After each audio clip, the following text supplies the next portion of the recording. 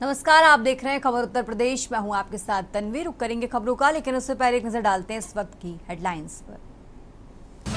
28 मई को मुख्यमंत्री योगी के मगहर आगमन को लेकर तैयारी में जुटा प्रशासन। संत कबीरनगर में डीआईजी बस्ती, डीएम और एसपी ने कार्यक्रम स्थल का किया निरीक्षण। जून में इंटरनेशनल फिल्म सिटी का निर्माण होगा शुरू। सीएम योगी जून में करेंगे फिल्म सिटी का शिलान्यास। यमुना एक्सप्रेसवे पर 1000 एकड़ में होगा निर्माण। यूपी सरकार नई टेक होम राशन इकाइयां करेगी स्थापित। कुपोषण से लड़ने के लिए सरकार इकाइयां करेगी स्थापित। सीएम का हर जिले में टीएचआर इकाई स्थापित करने का निर्देश। 29 मई से बिजली कर्मचारी अभियंता करेंगे हड़ताल। 14 लाख उपभोक्ताओं पर पड़ सकता है असर। पावर कॉर्पोरेशन के अफसरों की छुट्टियां हुई निरस्त। केजीएमयू में बाहर की दवाइयां लिखने पर होगी कार्रवाई। प्रिस्क्रिप्शन ऑडिट की व्यवस्था शुरू। स्कैन किए जाएंगे पर्चे। रायबरेली की बदहाल सड़कों से जल्द राहगीरों को मिलेगी निजात। 4 करोड़ 80 लाख की लागत से बनेंगी शहर की 19 सड़कें। आप देख रहे हैं के न्यूज, खबरों का सारथी। और चलिए अब रुक करते हैं खबरों का। खबर उत्तर प्रदेश की शुरुआत करेंगे हमीरपुर की खबर से। हमीरपुर से खबर आपको बता रहे हैं, जहां रिमझिम इस्पात फैक्ट्री में बड़ा हादसा हुआ है। लोहा गलाने वाली भट्टी में विस्फोट हुआ। 2 मजदूर झुलसे हैं। ये बड़ी खबर आपको हमीरपुर से बता रहे हैं। फैक्ट्री में हड़कंप मचा है। घायलों को नजदीकी अस्पताल में भर्ती कराया गया।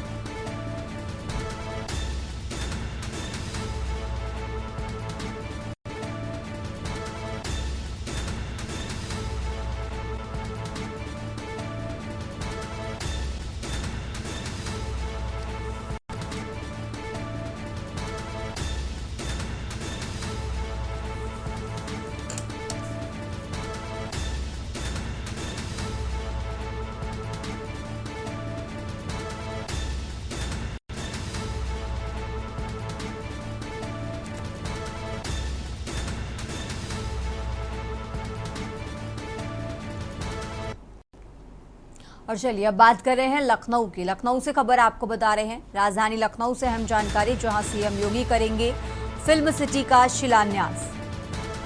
जून में इंटरनेशनल फिल्म सिटी का निर्माण शुरू होगा। ये बड़ी खबर आपको लखनऊ से बता रहे हैं। यमुना एक्सप्रेसवे पर 1000 एकड़ में निर्माण होगा। तो बेव्यू प्रोजेक्ट्स एलएलपी जल्द शुरू करेगी निर्माण। यमुना एक्सप्रेसवे पर 1000 एकड़ में निर्माण होगा। ये बड़ी खबर आपको लखनऊ से बता रहे हैं। बेव्यू प्रोजेक्ट्स एलएलपी जल्द शुरू करेगी निर्माण काम। और पहले फेज में फिल्म स्टूडियो और इंस्टीट्यूट का निर्माण होगा। तो बड़ी खबर आपको बता रहे हैं लखनऊ से। जियो टेक्निकल सर्वे लगभग पूरा हुआ। तो सीएम योगी करेंगे फिल्म सिटी का शिलान्यास। जून में इंटरनेशनल फिल्म सिटी का निर्माण शुरू होगा। बड़ी खबर आपको लखनऊ से बता रहे हैं। यमुना एक्सप्रेसवे पर 1000 एकड़ में निर्माण होगा। और सबसे पहले आपको बता दें, बेव्यू प्रोजेक्ट्स एलएलपी जल्द निर्माण शुरू करेगा। तो यमुना एक्सप्रेसवे पर 1000 एकड़ में निर्माण होगा।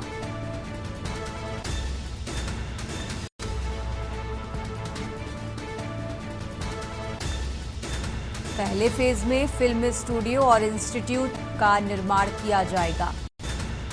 जियो टेक्निकल सर्वे का लगभग काम पूरा हो चुका है। और बड़ी खबर आपको लखनऊ से बता रहे हैं। सीएम योगी करेंगे फिल्म सिटी का शिलान्यास। जून में इंटरनेशनल फिल्म सिटी का निर्माण शुरू होगा।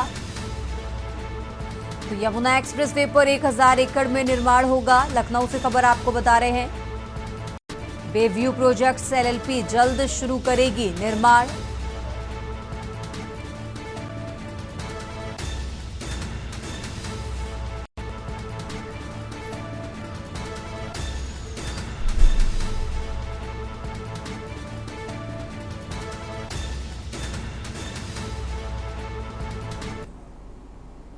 और खबर उत्तर प्रदेश बात कर रहे हैं हमीरपुर की। हमीरपुर से खबर आपको बता रहे हैं, जहां रिमझिम इस्पात फैक्ट्री में बड़ा हादसा हुआ। लोहा गलाने वाली भट्टी में विस्फोट हुआ है, 2 मजदूर झुलसे हैं। तो फैक्ट्री में यह हादसा होने से हड़कंप मचा। फिलहाल सभी घायलों को नजदीकी अस्पताल में भर्ती कराया गया है।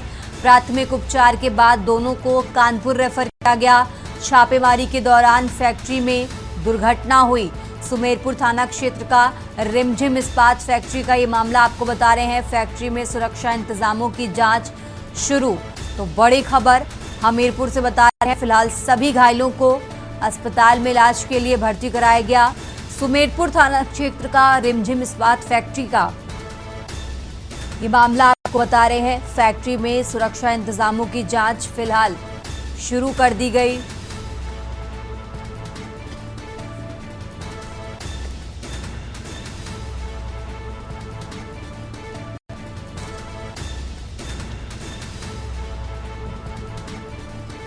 और इसी खबर पर ज्यादा जानकारी के लिए हमारे साथ सिद्धार्थ जुड़ चुके हैं। सिद्धार्थ, जिस तरीके से जानकारी मिल रही है कि फैक्ट्री में हादसा हुआ है, सबसे पहले घायलों की स्थिति क्या है और इस हादसे का कारण क्या था? सिद्धार्थ बता दें, फिलहाल रिमझिम इस्पात फैक्ट्री में भट्टी में जहां लोहा गलाया जाता था, वहां एक बड़ा विस्फोट हुआ, जिसके बाद जो गर्म लोहा है वो 2 वर्कर उदयभान और उमेश के ऊपर गिरता है, जिसके बाद दोनों को ही प्राथमिक उपचार के लिए नजदीकी अस्पताल में भेजा जाता है, जिसके बाद दोनों को ही कानपुर रेफर कर दिया जाता है। फिलहाल एक की हालत अभी भी गंभीर बताई जा रही है, वहीं दूसरा खतरे से बाहर है। सिद्धार्थ, जानकारी ये भी है कि छापेमारी के दौरान ये हादसा हुआ। बिल्कुल, देखिए, रिमझिम इस्पात फैक्ट्री जो सुमेरपुर में है, लगातार ही आयकर विभाग हो चाहे जीएसटी टीम हो, दोनों की नजर में बनी रहती है। लगातार छापेमारी का काम यहाँ समय समय पर चलता रहता है। बीते कुछ माह पहले भी स्टेट और नेशनल आयकर विभाग की टीमों ने छापा मारा था, जिसके बाद बीते शुक्रवार की शाम अचानक से ही 4 गाड़ियां जो जीएसटी टीम की थी वो रिमझिम इस्पात फैक्ट्री पहुंचती हैं और छापेमारी का काम शुरू कर देती हैं। जिसके बाद जो पुरानी जांच थी उसी को आगे बढ़ाने की सूचना मिली थी, लेकिन धीरे धीरे जैसे जैसे जांच का बढ़ती जाती है, वैसे इसको दबाने के लिए कई आशंकाएं जताई जा रही हैं कि जो ये दुर्घटनाएं हो रही हैं, ये जांच टीम को प्रभावित करने के लिए ही की जा रही है। बीते शनिवार की शाम एक डीसीएम से फैक्ट्री के वर्कर को ही टक्कर लग जाती है, जिसके बाद उसका पैर टूट जाता है। और बीते रविवार के दिन जैसे ही भट्टी में विस्फोट होता है, 2 वर्कर जल जाते हैं। तो जो ये सब पूरा मामला है घटनाक्रमों का, उसको कहीं ना कहीं आशंका जताई जा रही है कि जो जीएसटी टीम है उसकी छापेमारी को प्रभावित करने के लिए ही ये सारी दुर्घटनाएं कराई जा रही हैं। जी बिल्कुल, कई सवाल खड़े हो रहे हैं और एक सवाल ये भी है सिद्धार्थ, क्या फैक्ट्री में जिस तरीके से हादसे होते हैं तो सुरक्षा इंतजामों की जांच, सुरक्षा इंतजाम क्या उस वक्त वहां पर नहीं थे? और जिस वक्त ये हादसा हुआ उस वक्त फैक्ट्री में कितने लोग मौजूद थे? सिद्धार्थ बता दें, जिस वक्त फैक्ट्री में हादसा हुआ उस समय सभी वर्कर मौजूद थे। छापेमारी के दौरान भी फैक्ट्री में काम चल रहा था। और जो एक घायल व्यक्ति है उमेश, उसने फैक्ट्री के ऊपर लापरवाही के भी आरोप लगाए हैं। उमेश का कहना है कि ये घटना नहीं होती अगर समय पर उन्हें इलाज दिया जाता और फैक्ट्री में सभी सुरक्षा मानक बरते जाते। जी तो क्या सुरक्षा के जो इंतजाम थे वो फैक्ट्री में नहीं थे? जी बिल्कुल, जैसा कि घायल ने आरोप लगाया, उस तरीके से देखा जाए तो फैक्ट्री में कहीं ना कहीं भारी चूक देखने को मिल रही है सुरक्षा व्यवस्था को लेकर। और वहीं जो जीएसटी टीम है वो लगातार छापेमारी कर रही है। तो अंदेशा यही लगाया जा रहा है इस समय कि जो जीएसटी टीम की छापेमारी है उसको किसी तरह से प्रभावित करके रोका जा सके। जी बिल्कुल, और जिस तरीके से आपने बताया कि फैक्ट्री के मजदूर भी आरोप लगा रहे हैं, तो क्या फैक्ट्री की तरफ से, फैक्ट्री के मालिक की तरफ से या किसी भी अधिकारी की तरफ से इसको लेकर कोई बयान अभी तक इस हादसे के बाद सामने आया है? नहीं, फिलहाल इस पूरे मामले को ही गुप्त रखा जा रहा है। ना तो जीएसटी टीम की तरफ से कोई आधिकारिक बयान आया है, ना ही अभी फैक्ट्री के मालिक ने इस पर कोई बयान दिया है। जो दोनों घायल हैं उनका इलाज कानपुर ओखला में फिलहाल चल रहा है। जी देखना होगा इस मामले में क्या अपडेट आता है। सिद्धार्थ, बहुत बहुत शुक्रिया आपका तमाम जानकारी दर्शकों तक पहुंचाने के लिए। और ये हमीरपुर से खबर आपको बता रहे हैं, जहां लोहा गलाने वाली भट्टी में विस्फोट हुआ और ये हादसा हुआ जिसमें 2 मजदूर घायल हुए हैं। फिलहाल उन्हें इलाज के लिए अस्पताल में भर्ती कराया गया है। खबरों में आगे बढ़ते हैं। अब बात कर रहे हैं हरदोई की। हरदोई से खबर आपको बता रहे हैं, उप संभागीय परिवहन विभाग की बड़ी लापरवाही सामने आई है। डबल डेकर बसों को लेकर लापरवाही देखने को मिली है। परिवहन विभाग अधिकारियों के संरक्षण में बसें चल रही। हरदोई से हरियाणा, राजस्थान, पंजाब, दिल्ली के लिए ये बसें चल रही हैं और पूर्ण रूप से फिटनेस न होने के बाद भी इन बसों को चलाया जा रहा है। तो सड़कों पर फर्राटा भर रही डबल डेकर बसें अवैध तरीके से चल रही हैं। सालों से आए दिन हादसे हो रहे हैं। बस संचालकों को उप संभागीय परिवहन विभाग का संरक्षण है, तो बड़ी लापरवाही निकलकर सामने आई है। हरदोई से खबर आपको बता रहे हैं और इसी खबर पर ज्यादा जानकारी के लिए हमारे साथ अंबुज मिश्रा जुड़ चुके हैं। अंबुज, जिस तरीके से जानकारी मिल रही है कि बस संचालकों को उप संभागीय परिवहन विभाग का संरक्षण है और इसी के चलते बिना मानकों के पूरे नहीं है फिर भी इन बसों को चलाया जा रहा है। कई बार ऐसी बसों में हादसे भी हो जाते हैं। अंबुज जी बिल्कुल बताना चाहूंगा, हरदोई जनपद में उप संभागीय परिवहन विभाग की एक बड़ी लापरवाही देखने को मिली हुई है।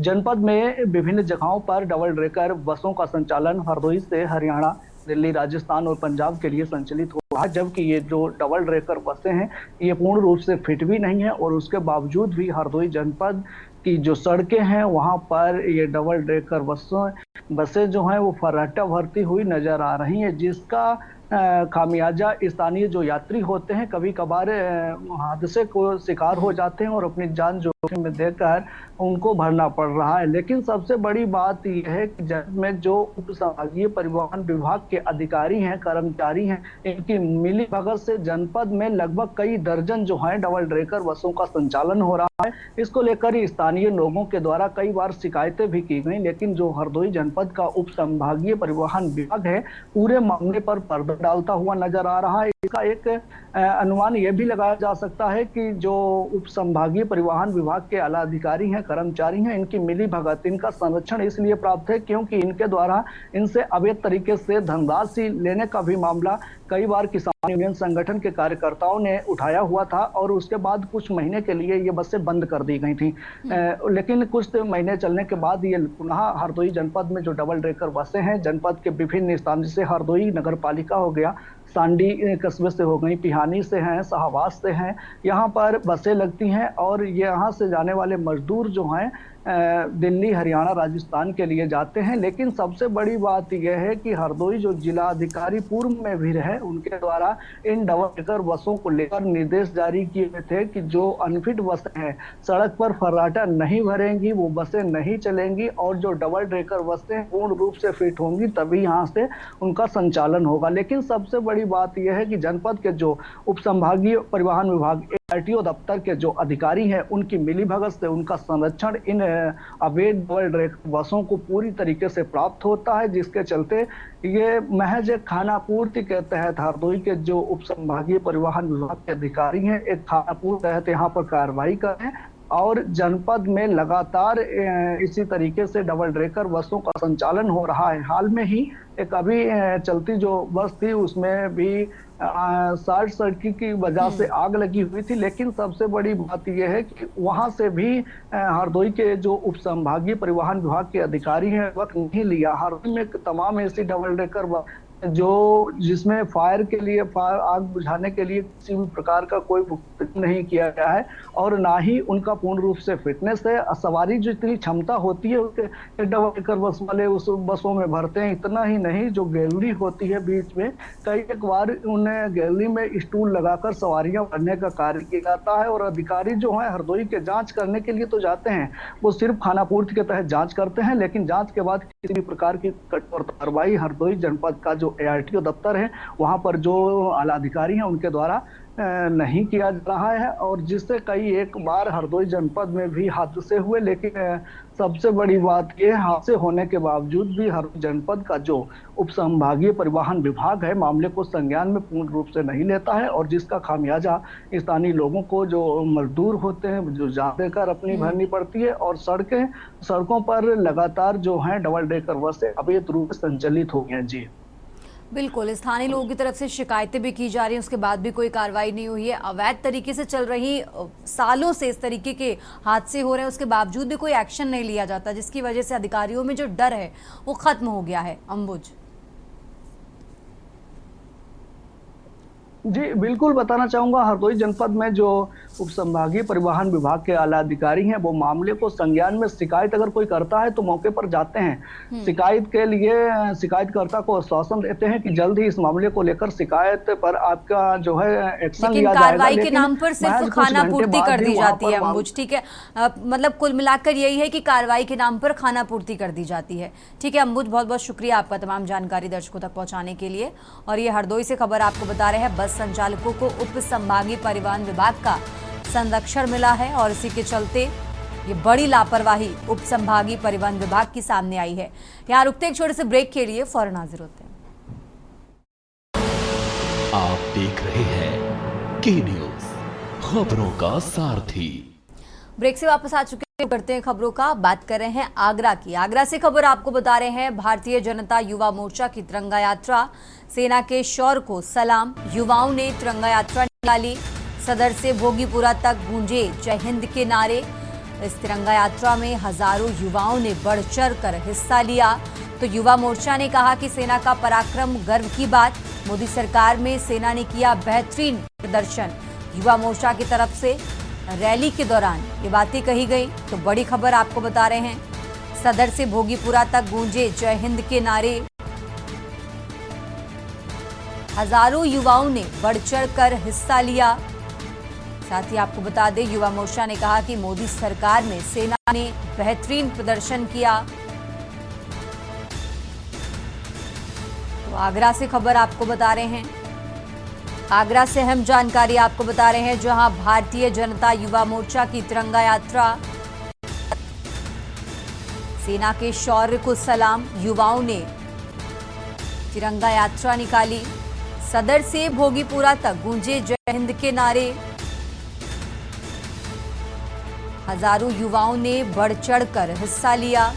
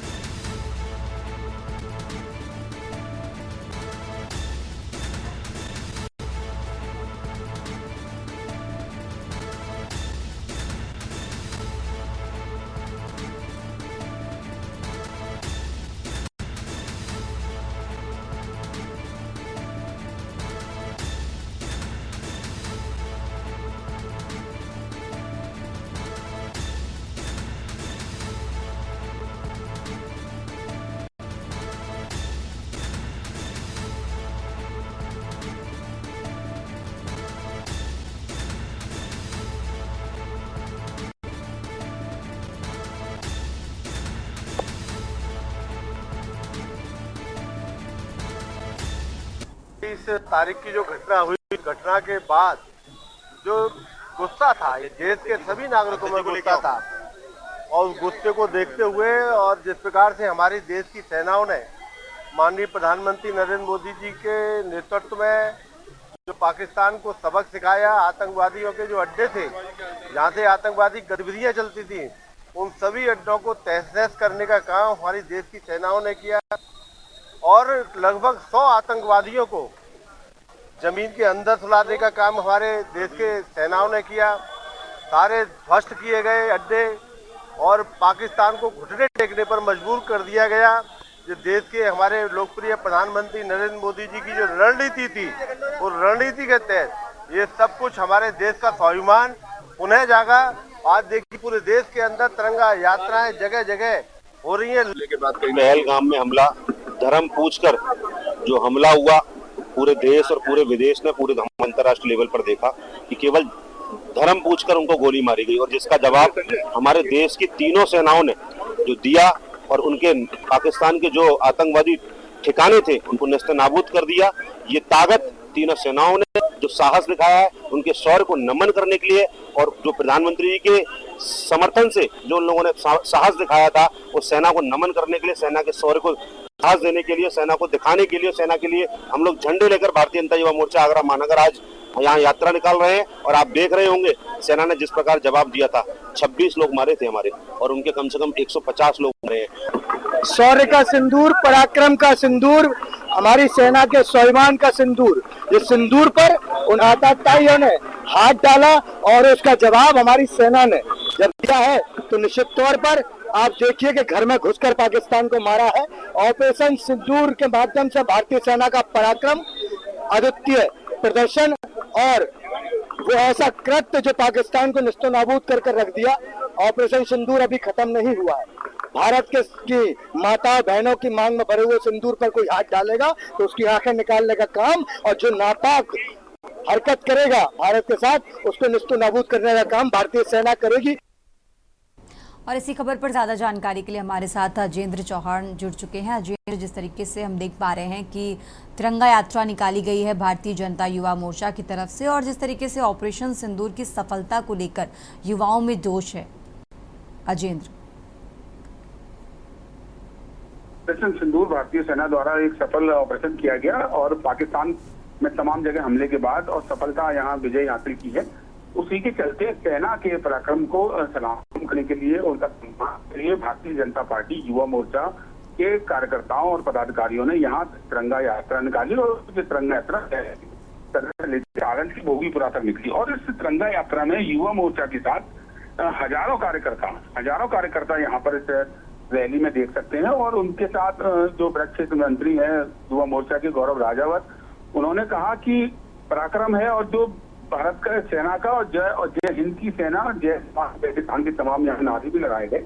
और साफ तौर से यहाँ जो गौरव राजावत का कहना था कि भारत की ओर जो आंख उठाकर देखेगा उसको इसी तरह से नेस्तो नाबूद कर दिया जाएगा। और वहीं पूरे कार्यक्रम में प्रधानमंत्री नरेंद्र मोदी के नेतृत्व के चलते जो ऑपरेशन सिंदूर यहाँ सफल जो हुआ है और भारतीय सेना का जो पराक्रम है उन्हीं के सम्मान के चलते यहाँ पर यह आयोजन किया गया। जी ठीक है अजेंद्र, बहुत बहुत शुक्रिया आपका तमाम जानकारी दर्शकों तक पहुंचाने के लिए। और आगरा से खबर आपको बता रहे हैं, जहां युवाओं ने तिरंगा यात्रा निकाली और भारतीय जनता युवा मोर्चा की तरफ से ये विशाल तिरंगा यात्रा निकाली गई, जिसमें हजारों युवाओं ने बढ़ चढ़कर हिस्सा लिया।